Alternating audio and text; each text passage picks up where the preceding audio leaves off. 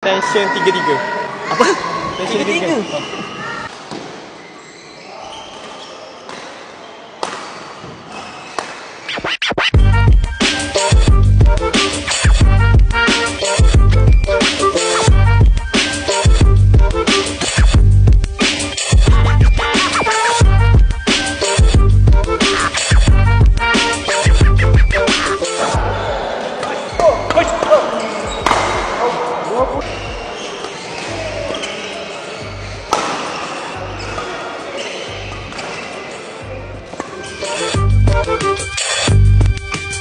Saya Muhammad Najhan bin Ali selaku Presiden Badminton Tiga Sat Negeri Terengganu. Terlebih dahulu saya ingin mengucapkan terima kasih kepada raket yang sudi bersama-sama dengan dalam pertandingan Badminton Tiga Sat ini. Tiga Sat ini ditubuhkan pada tahun 1997. Masuk Tiga Sat itu, tiga tu bermaksud tiga sahabat.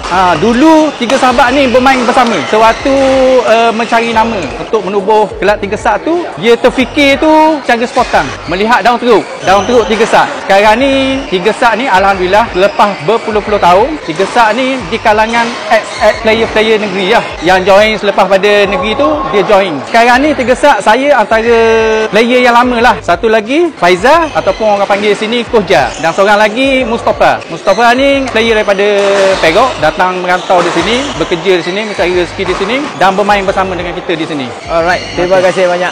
Sama-sama. Terima kasih. Raket. Jom kita tanya diorang pakai tension berapa.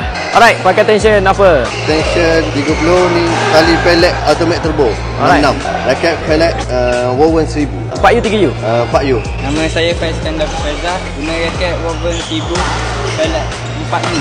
Tali automatic turbo 66. Tension 30. Beres, terima kasih.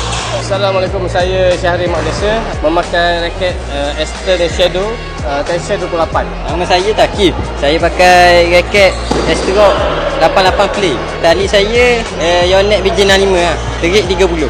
Okay, Assalamualaikum dan selamat malam. Saya Muhammad Saifullah, boleh panggil Puyah. Saya menggunakan raket Victor Aura Speed 100X, tension 29.5, free stress 10, tali 65 Ti. Hai, nama saya Amirul Hakimi.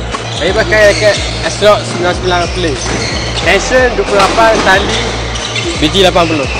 Saya Syadan, raket Astro 77, tali BJ65. Tension 30. Tension 30. Beres, terima kasih. Okey. Nama saya Zulfadli Iman. Saya memakai raket Glen Pro. Tali BJ65, tension 33. Apa? Tension 33. 33. Wah, okey. Terima kasih.